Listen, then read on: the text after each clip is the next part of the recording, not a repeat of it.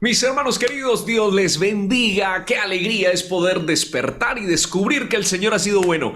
Al lado suyo usted tiene personas que le aman, que le aprecian, que le abrazan, que están con usted en los momentos felices, pero también en los momentos tristes. Ámelos, por favor, ámelos. Y no olvide ver a Dios en cada uno de ellos. A veces cometemos errores, a veces ellos cometen errores, pero también estamos para perdonarnos los unos a los otros. Fabio, qué alegría verte, qué alegría saber también por medio de esa actitud y esa sonrisa que tienes que Dios ha sido bueno contigo. ¿Cómo estás? ¿Cómo amaneces? Papá, excelente en la cumbre como de costumbre, así como nos lo enseñaste hace mucho tiempo. Aquí estamos sonrientes, felices, muy contentos con nuestros hermanos. Esta semana estamos viendo los hermanos cómo están viendo la lección de la escuela sabática, la están compartiendo, están dejando sus comentarios y vaya, qué bonito gesto de los hermanos con nosotros y sobre todo con el Señor Jesucristo, porque esto es predicación del Evangelio. Entonces te mando un abrazo, papá, me siento muy bien, me siento muy contento, estoy muy feliz. Y a propósito de felicidad, que te cuento mi felicidad, pero también te voy a contar la felicidad de un hermano. Te voy a contar la felicidad de un hermano en un comentario. Él nos mandó un comentario contándonos su felicidad. Mira lo que sucede. Aunque es un evento triste, el hermano saca alegría de ese momento triste. Mira lo que dice este comentario así. Dice: yo estoy muy feliz y triste a la vez. Hace como una semana falleció mi primo y el sábado le dimos el último adiós. Y me siento feliz porque ese día en la funeraria tuve la oportunidad de hablarles de nuestro Señor Jesucristo. Y yo veía sus rostros, cómo me prestaban, me ponían atención. Y siento que mi Señor me dio la motivación porque nunca había hablado en frente de muchas personas. Les comparto mi alegría. ¿Cómo ves eso, papá? Qué triste, pero qué bendición al mismo tiempo, ¿no? Sí, señor, totalmente, así lo veo. Qué hermoso, que el Señor nos dé palabras sabias para hablar de Él. Pues con este bonito pensamiento y con una bonita actitud vamos a orar. Oremos. Amén. Señor, gracias te damos por la oportunidad que nos das de vivir, pero también de disfrutar de tu palabra y de tus consejos para nosotros. Al abrir tu palabra, Señor, hoy, envía tu Santo Espíritu para que nos instruya. Te lo pedimos en Jesús. Amén. Aleluya. Amén. Bendito sea nuestro Dios. Pues hemos llegado al día jueves, ¿no? Al día jueves. Sí, Señor. Y ayer siento que la lección de ayer quedó tan bien estructurada porque el evento de Jesús es un evento profético, es un evento que está narrado en el Antiguo Testamento, de hecho, está narrado. Pero antes de llegar a ver cómo se hace el cumplimiento de ese evento profético de Jesús, los autores de la lección, mi querido Beto y hermanos, nos plantean la estructura del libro de Marcos, la estructura. Sí. Y entonces, en la estructura del libro de Marcos, nosotros encontramos tres categorías. ¿Cuáles son esas tres categorías? Las tengo aquí muy cerquita de mí. La primera, pues es una profecía cronológica o una profecía de tiempo. Y en el libro de Marcos se repite mucho la expresión, particularmente en los primeros capítulos, el primer capítulo, cuando Jesús está siendo presentado y Juan el Bautista predica, pues se habla de que el tiempo se ha cumplido. Y Jesucristo también lo dice varias veces. Él dice el tiempo se ha cumplido, hablando del evento de su bautismo. Luego encontramos nosotros la promesa del pacto. Así lo presenta la lección, la promesa del pacto. Y es cuando el Señor dice, el reino de Dios está cerca. Acuérdate que siempre el Señor cuando predicaba, cuando contaba las parábolas, cuando contaba las anécdotas, las alegorías y todo lo que él hablaba, siempre decía, el reino de Dios está cerca o el reino de los cielos es semejante a, ¿cierto? Era mostrando que él estaba cumpliendo su pacto cuando él le había dicho a Israel, le había dicho que él estaría con ellos, que ellos serían su pueblo, cuando el Señor decía que estaría con ellos para siempre, que es una promesa que se hace extensiva a nosotros. Pero también encontramos nosotros a lo último el llamado al discipulado y al arrepentimiento, que es precisamente lo que tiene que ver con el arrepentimiento y el bautismo que cada persona tiene que hacer. Por eso Juan empieza predicando allí en el desierto, invitando a la gente al arrepentimiento, y el arrepentimiento llevaba como consecuencia o como respuesta natural al bautismo. Vemos a un Jesús que es bautizado y de ahí en adelante la predicación de Jesús siempre fue, el reino de los cielos se ha acercado y hay que arrepentirse. Arrepiéntase, arrepiéntase y arrepiéntase. La pregunta es, ¿cómo se cumple esta expresión, mi querido Beto? ¿Cómo se cumple esta expresión de el tiempo se ha cumplido? ¿A qué se refiere Jesús cuando dice el tiempo se ha cumplido y cómo se cumplió ese tiempo en Jesucristo? Pues, Fabio, la verdad es que A ver, a mí me encanta la estructura del Evangelio de San Marcos porque no olvidemos, mis hermanos, o sea, debemos aterrizarnos en el tiempo, ¿cierto? Sí, señor. Ese evangelio fue escrito para los romanos recién conversos y para los gentiles recién conversos. Ajá. Entonces, lo que estaba haciendo Juan el Bautista en su predicación y lo que Cristo también había dicho siempre, el tiempo se ha cumplido, hace referencia precisamente. A ver, el evangelista quiere llevarlos a la reconfirmación en el Antiguo Testamento. Entonces, los dirige definitivamente a Daniel. Daniel capítulo 9, versículos 24 al 27. Claro. Y miren cómo lo dice la Sagrada Escritura acá.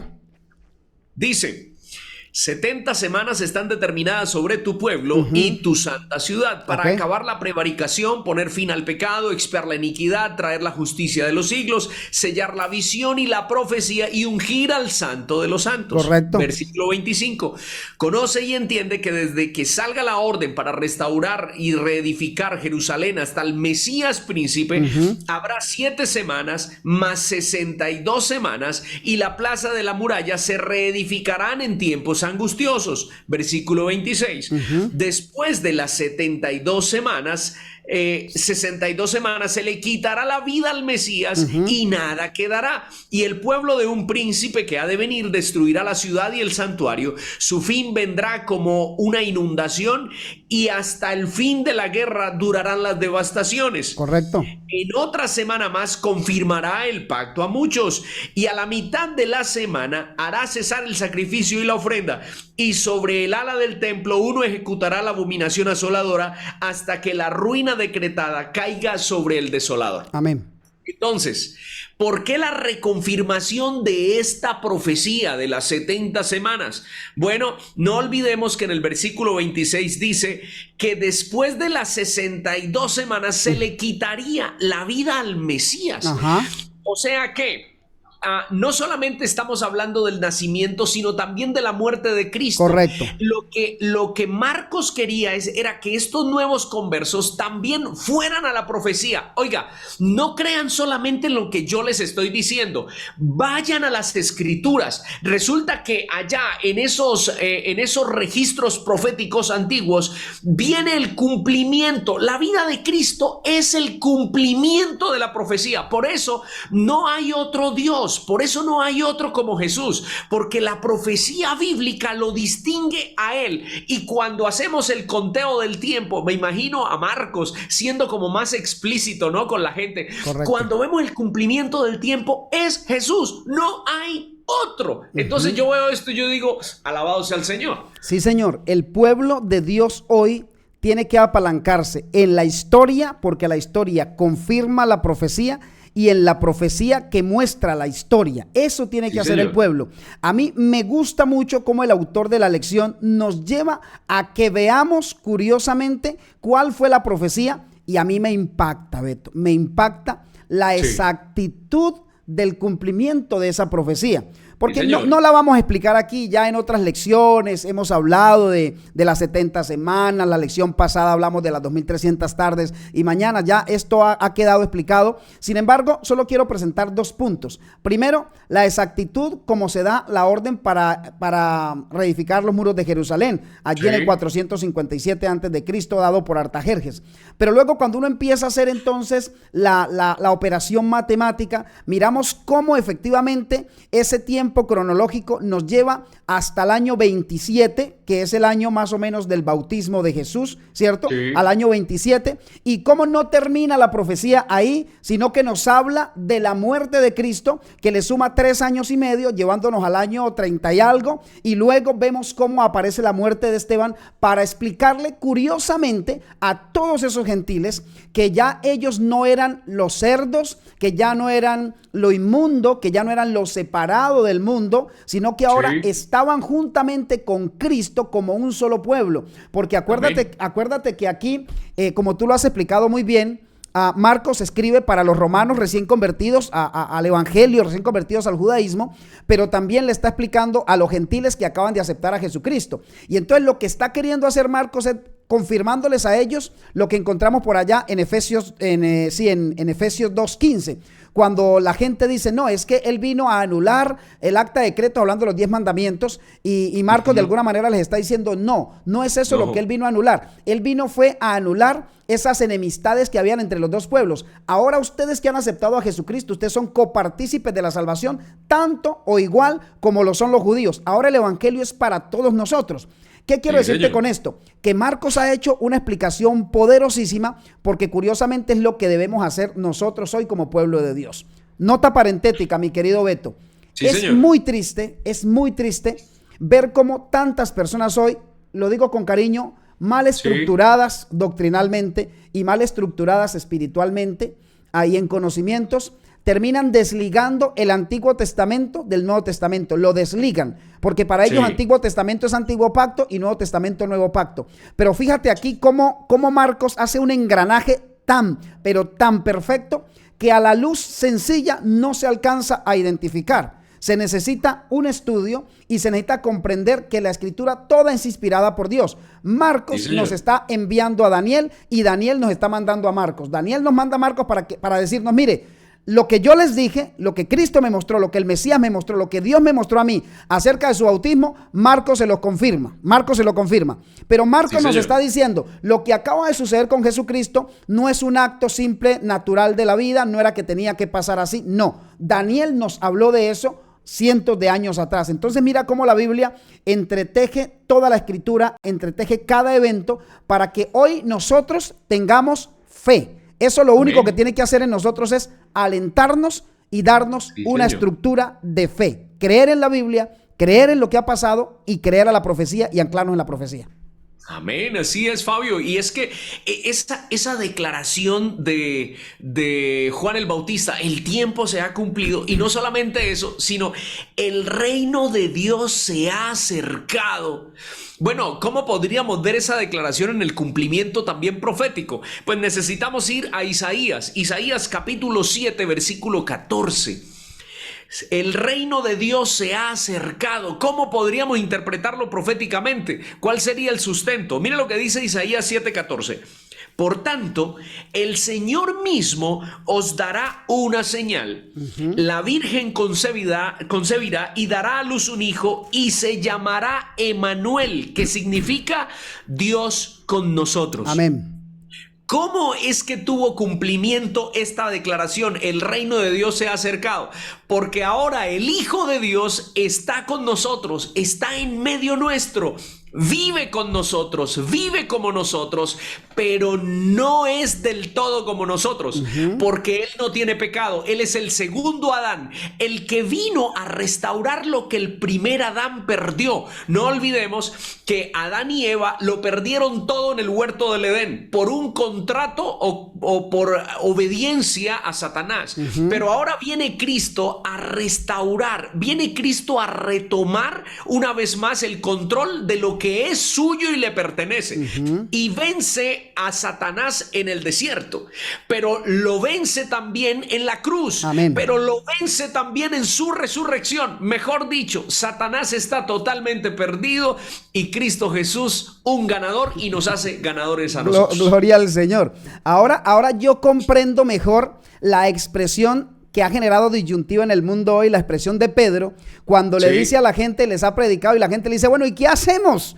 ¿Qué hacemos? O sea, estamos atendiendo tu mensaje, está bonito, pero esto tiene que tener una resolución. ¿Qué hacemos? Y Pedro les dice, arrepentíos y bautícese cada uno en el nombre de Jesucristo para perdón de sus pecados.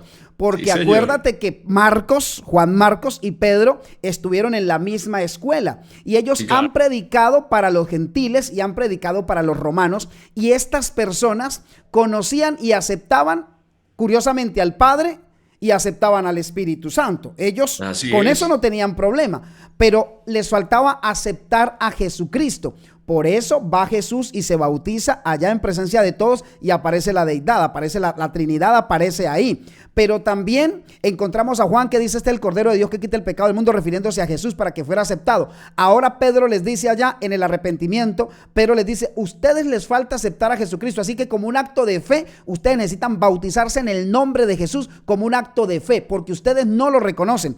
Esa es la razón por la cual nosotros hoy no nos bautizamos en el nombre de Jesús, sino que nos bautizamos en en el nombre del Padre y del Hijo y del Espíritu Santo, porque hemos aceptado a los tres, porque creemos en la influencia de los tres, porque aceptamos que son tres personas coeternas que trabajan y cohesionan en un mismo sentido y en un mismo propósito. Y de ahí en adelante, Betico, esto es maravilloso, porque de ahí en adelante el Evangelio solamente presenta la expresión y la alegría del arrepentimiento. Arrepiéntanse y el reino de los cielos es para ustedes. Eso es lo que se conoce como nuevo pacto, que Jesucristo vino a confirmarnos sus palabras, a confirmarnos el contrato que había hecho, donde Él ha prometido el cielo y el cielo es real para aquellos que lo aceptamos a Él, como declara Juan 3:16. Amén, así es, Fabio. Además, Fabio, una cosita allí de lo que tú has dicho acerca del bautismo. Además es que nosotros somos obedientes a Cristo Jesús, y Cristo Jesús les dijo a sus discípulos: cuando ustedes bauticen a esos nuevos discípulos, háganlo en el nombre del Padre, del Hijo y del Espíritu Santo. Correcto. O sea, es que ese bautismo no se hace hoy simplemente por hacerlo. Correcto. No, es por una orden directa de Cristo. Sí, cuando los bauticen, bautícenlos en el nombre del Padre, del Hijo y del Espíritu Santo. Sí, señor. ¿No? Se llama principio de autoridad, y el principio de autoridad, señor, hay que considerarlo mucho en la Biblia. Es decir, lo que ha dicho, aunque toda la escritura es inspirada por Dios, lo que dice Jesús está en primer escalafón. Lo que Jesús recomienda está en primer escalafón, y eso es lo que muchas personas no han comprendido. Jesús mandó a bautizar así, en el nombre del Padre, del Hijo y del Espíritu Santo, y simplemente nosotros, ¿qué hacemos? Obedecemos. Así que mira, Beto, qué bonito ha sido este estudio, porque estamos viendo nosotros el cumplimiento de la profecía cronológica del tiempo se ha cumplido. Hemos visto proféticamente, tú nos acabas de mostrar allí en Isaías, la promesa del pacto: el reino de Dios está con nosotros, una virgen concebirá. Y efectivamente los pastores en Belén tuvieron el privilegio de ver que el reino de los cielos se acercaba, vieron nacer a Jesucristo, estuvieron con Él en su humanidad, estuvieron con Él desde niño, pero ahora el reino de los cielos se ha acercado, no porque lo vemos como niño, sino que ese Jesucristo ya no volverá como niño. Él ahora vendrá como gran conquistador, como poderoso guerrero, como valiente, como el más grande de todos. Vendrá para llevarnos al reino de los cielos, que vino a acercar a nosotros a través de Él. Gloria a Dios, ¿no? Y yo quiero ir, Yo claro, también, sí. papá. Como también nuestros hermanos, estoy seguro que nuestros hermanos también quieren ir. Hermanos lindos, pues vamos a orar, vamos a pedirle al Señor que haga ese lindo milagro de restauración en nuestra vida y que dirija nuestros pasos hasta el reino de los cielos. Amén. Así que, ¿qué tal, Fabio, si nos tienes esta linda oración? Pero por supuesto, papá, es un privilegio enormísimo. Cerremos los ojos y hablemos con el Señor. Padre maravilloso que estás en el cielo, honramos y glorificamos tu santo nombre, Señor. Señor, qué bonito es estudiar las Escrituras, qué lindo es saber que todo está perfectamente hilado y tejido para nuestro bienestar y para nuestra salvación. Señor, el tiempo se ha cumplido, el tiempo se cumplió, la profecía se cumplió, tu bautismo. También el reino de los cielos se ha acercado, y hoy tenemos nosotros acceso directo al Padre a través de la influencia de Jesucristo cuando murió en la cruz en nuestro favor. También el Espíritu Santo sigue trabajando, convenciéndonos de pecado y acercándonos a ese reino de los cielos que Jesucristo vino a traer para nosotros. Así que, Padre, hoy te rogamos que nos des fuerza, nos des mucho ánimo, nos des la victoria sobre el pecado, y que podamos glorificar tu santo nombre y lo mostremos y lo ejemplifiquemos a través del testimonio. A nuestros hermanos lindos que están aquí, Señor, bendíceles. Acompáñales hoy en sus dificultades, en sus luchas, en sus crisis, en sus caminos empinados. Dios, dales fuerza y lleva sus cargas. Danos el perdón de nuestros pecados también, y permítenos reconocerte todos los días, cada segundo y cada minuto, como el Salvador de nuestras vidas. Todo lo pedimos, lo rogamos, lo esperamos y lo imploramos con fe y con alegría, en el nombre de nuestro Señor Jesucristo. Amén y amén. Amén, amén. Mis hermanos queridos, Dios les bendiga. Nos vemos mañana a 5 de la mañana, hora Colombia. No lo olviden. Chao. Claro que sí. Acuérdese, hermano, que esto es Palabra Viva, el canal de la alegría. Chao, chao.